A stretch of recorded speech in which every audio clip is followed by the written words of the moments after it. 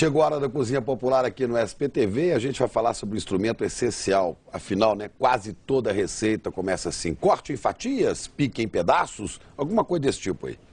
Faca cega não dá, né? Tira qualquer cozinheiro do sério. Mas para ela ficar afiada, é preciso cuidado com a faca e cuidado para também não se machucar, né? Pois é, a fé deve ser cega e a faca amolada, já dizia a música lá dos mineiros. Mas quem dá as dicas pra gente, sabe tudo sobre facas, é a Nanda Apple, que está numa loja do centro de São Paulo e vai começar contando como é que você escolhe uma boa faca na hora da compra.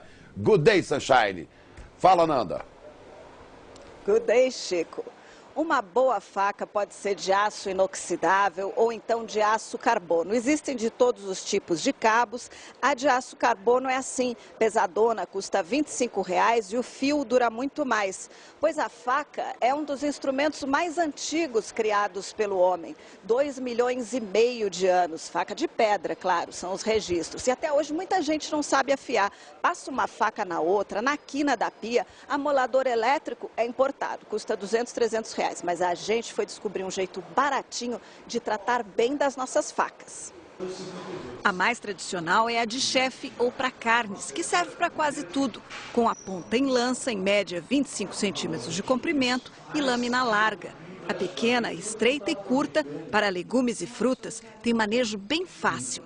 A de tornear também, e a lâmina em curva é ótima para arredondar e contornar alimentos. As de serra cortam com potência, sem amassar, ideais para pães. E o cutelo de lâmina larga, grossa e potente, serve para cortar com impacto, inclusive ossos. Para entender este universo, chamamos um dos maiores mestres em afiação e cutelaria do país, Flávio Duprá. Primeira lição, o que é uma faca afiada? Colocando a faca, do pé da faca em cima da casca do tomate, só o peso da própria faca, então a gente faz ela andar 1 centímetro. Ela tem que entrar na casca do tomate. Entrou. Daqui para frente, só o próprio peso corta o tomate. Segunda lição. Quando uma faca precisa ser afiada? Por incrível que pareça, a maior inimiga da faca é a parte grossa da buchinha. Veja o que ela faz com uma faca que está perfeita. Parece brincadeira, ó. Vou tentar fazer esforço para cortar. Pronto. E uma faca que estava cortando horrores virou uma faca de fazer massa de tomate. Mas há outros pecados que muita gente comete. Jamais se deve cortar alimentos em pratos, vidros, mármores, granitos ou fórmicas. Lugar de usar a faca é sempre na tábua, de madeira ou de plástico, que preservam o corte. E para deixar suas facas afiadíssimas, o mestre indica a mais básica das ferramentas, a chaira, também chamada de fuzil, uma espécie de lima em aço com um acabamento estriado. Deixe a manha de afiar com a chaira sem apoio para os profissionais. Para começar sem deslizes, tenha o cuidado de apoiar a chaira em papel ou pano ou no furinho da tábua e acompanhe o ritmo, sem força nem velocidade. Abre 10, 15 graus. Tenta tirar um fiapo do pé à ponta, de um lado e do outro. De 5 a 10 de cada lado e experimenta no tomate. Se não tiver bom, volta a passar. Quanto tempo dura a afiação? 40, 50 cortes. Pelo menos 1 mês numa cozinha. A faca de serra também pode ser afiada. O lado sem os arcos, assim. Com 5 graus mais ou menos e passa como se fosse uma faca normal. E o lado serrilhado? A gente passa num ângulo de mais ou menos uns 25 graus. Mas se a faca for muito maltratada, tem vezes que nem a chaira dá jeito. Será necessário usar uma pedra de amolar, com um lado de granulação grossa e o outro com os grãos finos. Antes de usar, mergulhe na água por 10 minutos até encharcar. Apoie numa esteira para não deslizar e mantenha sempre úmida. Isso lubrifica e resfria a pedra. Levanta o ângulo, mais ou menos 10 a 15 graus, como no próprio fuzil. E aí a gente tenta tirar uma fatia da pedra, tá? Passa 1, passa 2, passa 3 vezes. Ananda, por favor, procura do lado de cima, você vai sentir uma rebarba, tá sentindo?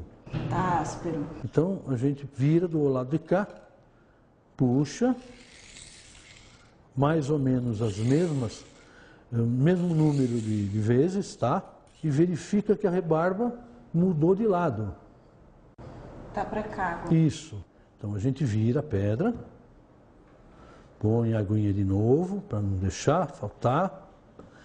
E aqui nós só vamos dar polimento, dar o acabamento, tá? Na faca. Veja bem. Então, na pedra mais fina nós vamos passar um lado e o outro. Aí sim, o acabamento mais fino é com a chaira de novo. Pronto. A lavagem é importante. Água e sabão e esponja macia.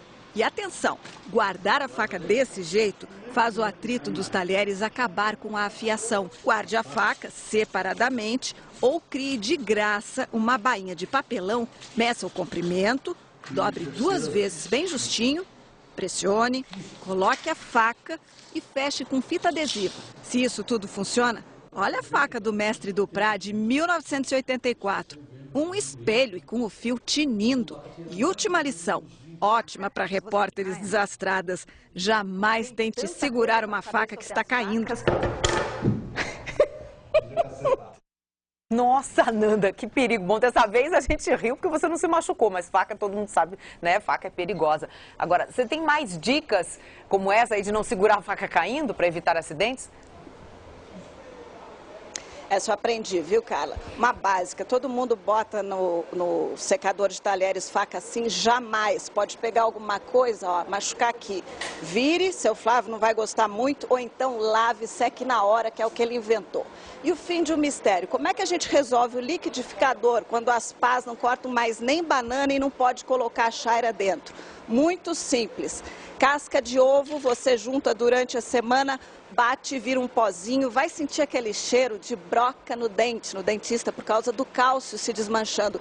Ele tira as rebarbas e deixa as lâminas muito melhores.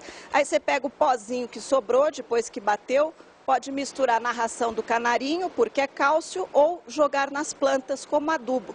Tudo se aproveita, viu, Carla? Lâmina nova, passarinho e plantas bem e de graça. Todos agradecem, né? Os churrasqueiros de fim de semana também, né, Chico? Grande Ananda Apple, convidá-la para o churrasco.